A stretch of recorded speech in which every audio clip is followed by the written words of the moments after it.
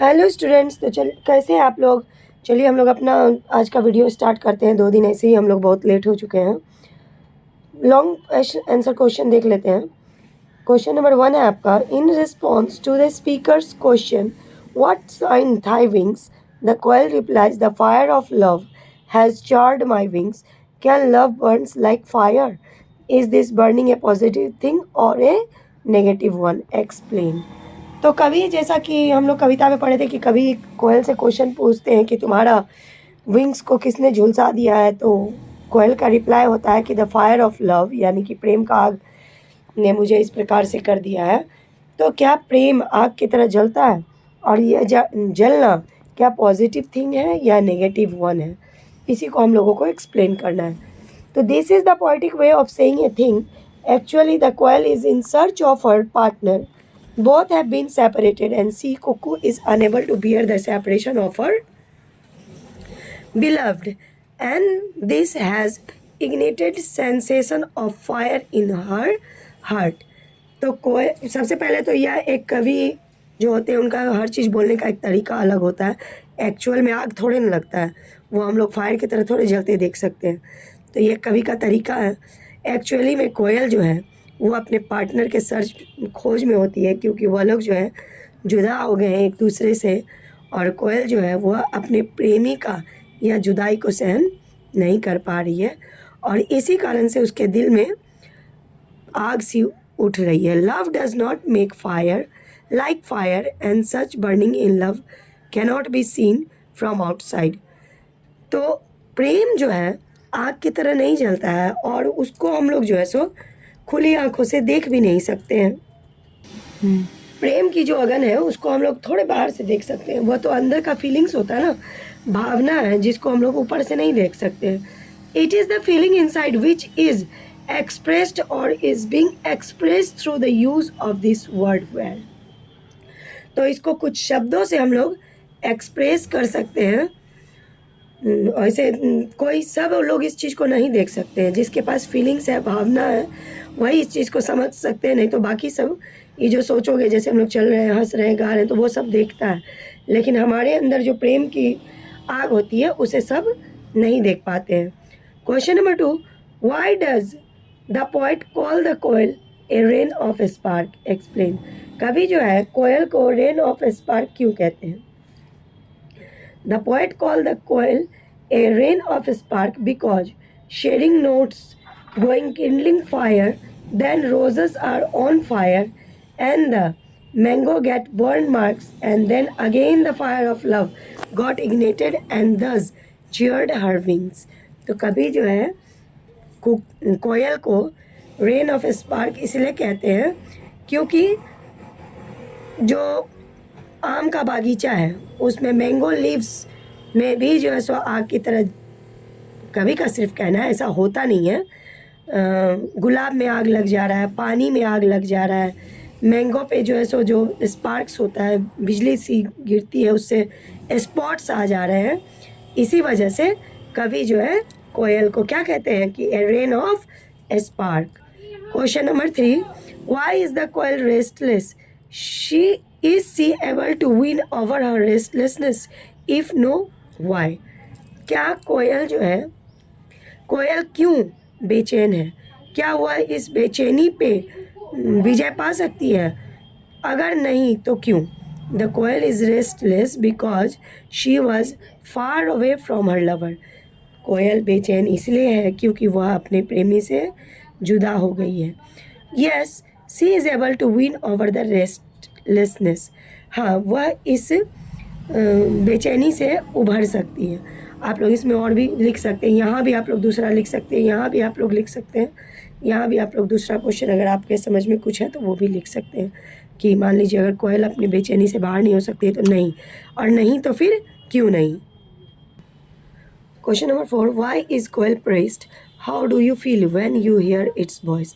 तो कोयल किस प्रकार से प्रशंसा के योग्य है, और जब आप कोयल की आवाज़ को सुनते हैं तो आपको कैसा फील होता है। There is an expressing of partner in its voice, it sounds that she something out of his life and the bird is trying to convey its inner feeling to everybody.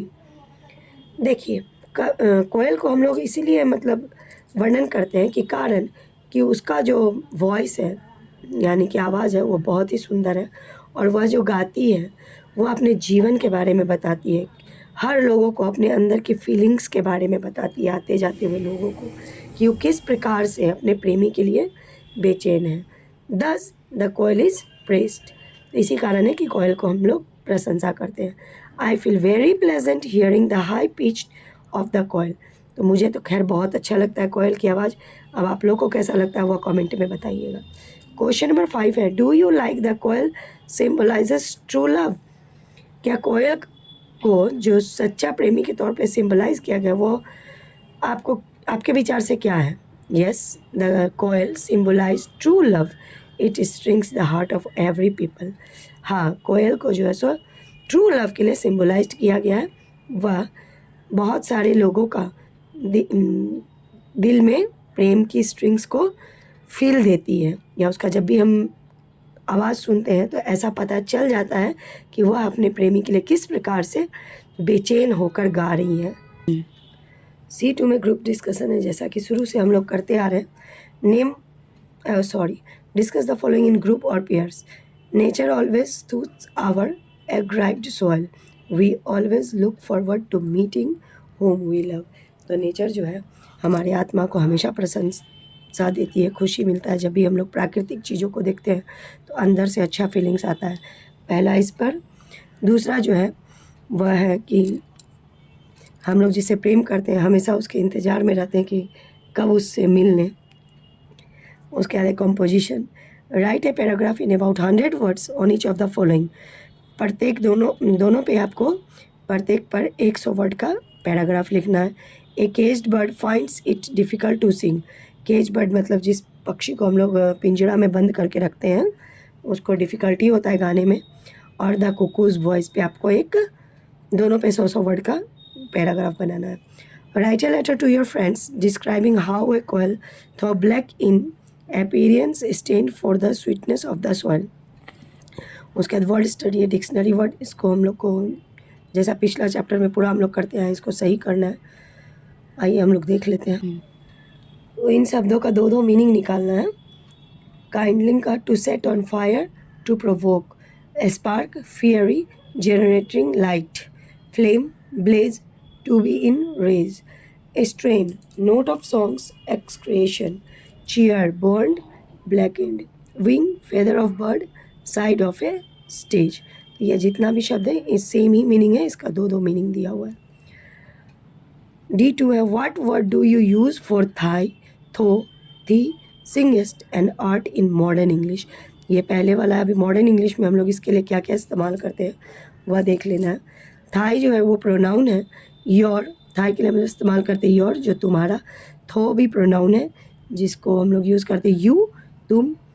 थी जो है executive है जिसको हम लोग आजकल use करते हैं थो, तुझको या तुझे। सिंगेस्ट वर्ब है जो सिंग, गाना। आर्ट भी वर्ब है, आर या है। Write the synonyms of the following words. Keep, to have, concealed, to hide, इसका भी सेम ही मीनिंग है। Little, small, freedom, liberty, speak, to utter, sight, view. ये एक्टिविटी है। Do a project work on 5 singing birds which are found in your locality. ये project कार्य है, इसको आप लोग कर सकते हैं कि 5 गाने वाली पक्षियों का नाम लिखिए विथ पिक्चर और जो आपके लोकेलिटी में पाए जाते हैं। F में translation, translate unit 1 of koel text before the questions in box, Hindi और any other language that you know. या आप हिंदी में लिखिए या कोई और लैंग्वेज आपको आता है तो उसमें लिख सकते हैं। Koel, what lightning fell, what sign thy wings, what keep thee fresh yet charred, concealed in the mango leaves thou singest, the high pitch strains wake in my soul a 1000 memories. तो इसका हम लोगों को हिंदी करना है या आपको और भी कोई भाषा आता है तो उसमें लिख सकते हैं। ट्रांसलेशन इसका है, कोयल, क्या बिजली पड़ी, तुम्हारे पंख कैसे जलकर काले हो गए, आम की पत्तियों में छिपकर तुम गीत गाते हो, तुम्हारे ऊंचे स्वर के गीत हमारी सोई हुई आत्मा को जगाते हैं, हजारों स्मृतियों के साथ। तो बच्चों, आप लोग ध्यान दीजिए और वीडियो पसंद आए तो लाइक कीजिए, शेयर कीजिए और मेरे चैनल को सब्सक्राइब कीजिए। थैंक